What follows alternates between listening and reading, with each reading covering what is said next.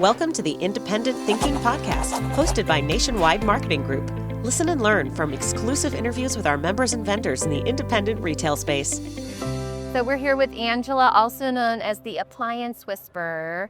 Angela, thank you so much for taking some time out of your prime time to talk with us. Wondered if you could just kind of introduce yourself and tell us a little bit about you. Yeah, my name's Angela Warner, and I'm a third-generation family member at Warners Stellian Appliance, which is, we have 9 stores in Minnesota and then 2 in Iowa and 2 in Kansas City. But we're originally St. Paul, Minnesota. And I've worked there for close to 30 years. Wow. I spent like 23 years on the sales floor. And now I'm doing mostly sales training, running our customer experience initiative. And I'm our spokesperson. So I do all of our TV and social media and radio, which is kind of fun. Yeah. So speaking of customer experience management and kind of that training, I understand that you got some of those nuggets from a prior prime time. Could you tell us a little bit about that? Yeah, well, it's actually not a prime time that we went to necessarily, but there is a program called 95 Share that was presented to us through being members of NMG, and so we were able to go to Chicago and be a part of this program that was called 95 Share. It's all about creating best-in-class customer experiences. And then we learned through that, we've gone to a lot of conferences, right? And sometimes you're like, oh, I really like that. And then you forget about it when you get home. Yes. This time, not myself, but my uncles came back and they were like, we don't want to forget all of that. This was so cool. What can we do? So we created our own called 95 Care. And over the last 4 years, we've been running that program, and it's gaining so much traction. It's really been cool for us as a company to bring the ability for us actually to be able to talk about core values and culture and all that kind of stuff and how we want to treat our customers as we've grown into all these other markets where they never knew my grandpa and they didn't know what we were about in the beginning. So that's kind of what we're doing. How do you infuse that then? So what are some of the examples of how you take that sense of family history and culture and purpose and then bring that, it must be hard to train on that, right? It can be. Yeah. So the very beginning, it was just the idea that if you talk about something once and you don't talk about it over and over again, they're going to think, oh, that was cool. And they didn't so we had to talk about, so we were talking about it all the time, email and in person. And then we brought the entire company in and did a big group training on it, took everybody out of the field, which was a big deal. Then they knew oh, this is an investment in time and money. We have a committee form that meets once a month. We ask for issues. We try and solve those issues for the people that bring them, and then we get back to them and let them know. There's a lot that goes into the program, and I think it's only in its infancy. I'm looking forward to seeing where it can go from here, because I think it's going to end up being a pretty big part of who we are long term. And then in terms of strategic planning, is there when you're looking at the future and where you're going to continue to invest your time and resources and energy, what does that look like in a family business that has a lot of stakeholders and a lot of history with the company, with the brand? I'm the second oldest of 37 kids in my generation of Warners, third generation. And 21 of us, I think, right now are full-time. There's 73 kids in the next generation, and a few of those kids are already full-time. So it's That's amazing. It's crazy. Yeah. The cool part for me too is not, no one is you have to work here. People, yes. One of our core values is passion. And I feel that was for me why I wanted to be there, because I wanted to get some of that. How can I have some of that in my life? And it felt like that's where you go to get it. You go to work, like Dad does. And it just was part of who we were. But what's been cool is that because we've grown, it's given people avenues to kind of get into what they really love to do and enjoy doing. So it's kind of part of the deal. As a family member, you need to work harder than everybody else. You need to be more invested in, and then that's how you can grow. So nothing's been handed, which has been awesome for me to watch the rest of the family members, but also I think for our other employees, because there's a lot of them, to see that they also have opportunities. It's not just oh, that's a Warner, they're gonna. Yep. So I think, you earn your spot and you work hard, and a lot of opportunities from growth have happened. So I thought I would be in sales for a really long time, and I love sales, but I find that customer experience is really like my jam, and where I really like it super juiced up. And so I've been spending more of my time there, and that's been great. So speaking of, kind of passion and finding new avenues, it sounds like content development and, so tell me more about this Appliance Whisperer and how you approach content to bring this really incredible culture that you've built to life in social media. So when I was in sales, I spent a lot of my time, as we do, educating customers, and I made myself really available. So people would call a time and say, oh, there's a problem with this appliance. And it was a lot of times dishwashers. And so it kind of started out there. But I was like, oh, no, it's not actually a problem with the appliance. You just don't know how to use it. We're going to get you to love it. Okay. So it sort of became this persona that I took on. Like, I'm going to whisper this and tell you, we're going to figure this. So that's kind of how that happened. But then when the opportunity became available for someone to take over as the face, because I understood so deeply the appliances, it became a natural progression for me to take that on, and I'm comfortable talking and doing all that stuff. So that's one of the things that they thought would be good for me. But people really enjoy, I think, the realness and the relatability. I'm a mom of 5. I talk about that. I use appliances like a lot of our target customers do. I understand the challenges of the day-to-day life. And so I think that has been a cool part for us, is just we do a lot of social media campaigns around just talking to customers how they'd want to be talked to. This is what is going to be great about this for you, in little short snippets that's not super, I don't know what you would say. Like academic, or technical, it's just over this real, or just not formal. And I think people really relate to that. Good. And how long ago did you start kind of putting that content out there, and where was everybody on board and thinking that this was great, or were there discussions about No, did you have free reign in terms of creativity? Well, my sister is the director of marketing, and so it's kind of really more her brainchild too, where she was she was like, I think this would be something that we could do more of. And it was sort of just was organic. I don't think there's been ever any pushback. That's awesome. We've just gotten really great feedback from the family. It's been good. Super supportive. Yeah, super supportive. Yeah. Do you look for trends outside of your industry in order, to kind of keep a pulse on, because social changes so much, and kind of what's trending? Are you?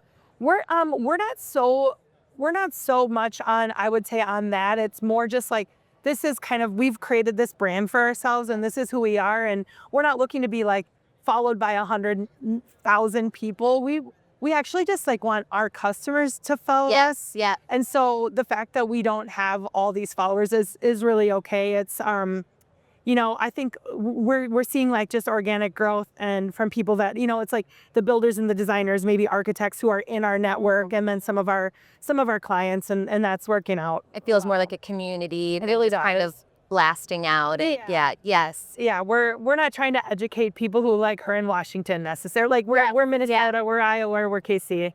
Yeah. So keeping it local. Yeah. Yeah. Great. Is there anything, kind of on the horizon that you're really excited about in the next year, just overall from a business perspective? Well, for me personally, because we've been spending time here over the last couple of days, I almost can't wait to get back to implement some of the ideas that I've learned about AI, and I'm already really into it. I've been into it for a couple of years. In fact, I remember when our HR lady sent me an email one day, and she was like, "You're not going to believe this." It was 2 years ago, and she was like, "You're not going to believe this, but this ChatGPT thing." And so we were very early adopters as of her, and I've been using it, but now I have I just sat in on a session with Sean Ashby where I'm like, oh my gosh, I need to leave here so I can go do these things, because I think it's gonna I don't have anyone helping me train. Yes. And I've been looking forward to having somebody on my team, but now I'm maybe we can save the money. I don't know. Yes. Yeah. Maybe I can do this by myself just with the tools that are out there. So it's so empowering. Yes. And it's exciting to kind of be in an environment where there's, whether it's through a relationship with a vendor partner. I know Google was here providing a really like in-depth, overview on where AI was headed and trying to keep it more practical because I think there's a lot of like buzz around AI, but like, really just trying to take into what can it do for the independent channel. There's been so many things shared, and like I'm sure people are like, no more AI, but every time I sit down in one of those sessions, I get a little nugget that I'm like, oh, I didn't know that. I didn't know that. Yeah. So that will be interesting. I'm also we're really, interested in like just learning more about what our customer wants and trying to bring that. It's our competitive advantage, right? And so we're doing a lot of like customer journey mapping and really just kind of understanding every facet of our customer's journey so we can like just improve little things, and I think that's going to make a big impact in the overall, like, even just revenue and all of it. I think, employee experience, it's all going to be better because of that. And are you doing that through your NNG partnership then? No, that's just something we're doing internally. Yeah. There's just because I know that when we talk about some of these technologies, overlaying some of the capabilities with some of our digital solutions, because we use that same journey as well. So it's like where are there opportunities to automate, and where there's a program I should know about from you, and then we can. I'll refer you. Yeah, but it's just kind of like at every step in the journey, there's the communication touch points, but then there's and with marketing automation, it's just so it's where we that's our language. So it's exciting. Yeah. So, when you think about, the next 12 months, it looks like there's a lot ahead on the technology front. Where are you looking for those opportunities in terms of customer experience and that journey? Where do you feel? I tend to find some people are like, hey, we might be struggling with awareness, or it's really like, conversion. And then we have sales training that, what part of the journey do you feel like is the biggest opportunity right now? I think the biggest opportunity would be in like even just people understanding how to better communicate. I think that every time we like really deep dive on where the issues are coming from, it's communication, which I don't think will be a surprise to anybody. Like communicating between departments, communicating just in language that our customers understand, and in the desired format that they want. Like we have a lot of like aging community, like people that have been with us forever. They're so loyal. They're in like more of an aged community, and then you're trying to attract a younger group. And so how do you communicate to both the same way? And everybody in between? How fast do they want to be communicated to, and can we accommodate that with our processes, or do we need to find efficiencies to speed it up? So I think that's the biggest opportunity, is just really in the overall communication, and we're really spending a lot of time and resources to try and make it better. Yes, yeah. And it sounds like you've made a significant headway. We have made headway. I am proud of us. I think we're doing an amazing job, but there's always work to do. There's always work to do. So when you think about, your generation, every legacy, kind of builds on the prior. What did you feel like the legacy that your predecessors kind of brought? And then where do you hope to, like, you want to leave things better than how you found them? So, oh gosh, I feel like I could talk for so long about what the second generation did for us. Like, they really like just teed it up so nicely. Like Grandpa had one store, and then they came and they were like, their vision was grand. Yeah. They were like, one store is great. How about we keep growing? And that was really neat that happened, and that they kind of brought us along. They did a great job mentoring along the way too. So I feel like because there were 9 of them, like you could pick. Like I was mentored by a few. There was enough of them to go around. Here is what I hear. So they did a great job there. And everybody probably had their own little, like their niche. Yes. Yeah. So like I maybe spend a little more time with like one aunt or one uncle because they spoke my language, or we had interests and similar things. Yeah. And then of course some of the other people that they hired, like they've hired some great people. And so I think that is their legacy, is just like building this amazing company out, and then like entrusting us now and bringing us along on the journey, and like getting us ready to say like, go ahead, you can do it. And I think we're getting to that point now where they're really like bringing us along and saying like, okay, we feel like you guys have got a handle on this. And that just feels really good to have that be what's happening. Like to think that there's still, I mean, I probably have 20 years left and I'm really excited about it. That's awesome. Yeah. I mean, so not every family, especially a family of that size, is successful and, in creating the types of mentorship relationships and, everybody, and I'm sure it's not perfect, but, everybody getting along and like moving towards what is like the one word, like if you can put it in one word, or the one value that like really allows your family to do this for 3 generations? Like if I say one word, it would be Mom. I can't even, the voice is hoarse because it's been loud, right? Everywhere I go here in Nashville is loud. And Nashville's even just have regular conversations. But I would say like Grandpa, because he was so special and he really he made sure that the family was a unit. And so that was the legacy he left, was making sure that the family was a unit. And there's been struggles for sure, but we've talked about it. Like it's not swept under the rug. And so you kind of learn, like, I think a lot of us cousins and siblings now in the 3rd generation, we're like, this is what we saw. Like, how can we be better? And they want that too, right? That generation. So gosh, I think we talk all the time. Like I was just talking to my cousin Ryan, who's here with me, and he was like, don't you think it's so crazy? Like we're such a unit, like the cousins. And it is, we really, really do care about each other. And we spend a lot of time together, and the family business is the glue that's held us all here. It's beautiful. I'm so grateful for it. I'm so grateful for it. The fact that I get to work here is another cool part of it, but like being with your family, there's really nothing better. No.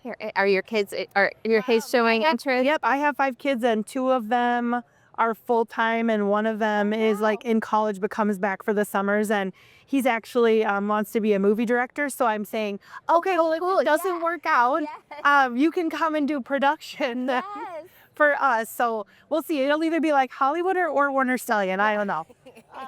But so like, and then I'm the second oldest, so other people's kids are starting to age in. But we're like encouraging them to just be passionate about what they're doing. Like at least I am as a mom. Like, you want to work here, great. You're going to start at the bottom and work your way up like we did. Or if you're not passionate about it, go figure out what that is. So I'm hopeful for this next generation that they saw from us what we saw from the generation above, and if they want to be a part of it, that they come ready to dig in. This is awesome. Thank you so much for a beautiful story. Thank you for sharing it with us. And I hope you have a great prime time. And it's been great. So nice to meet you. Nice to meet you too. Thank you. Thank you.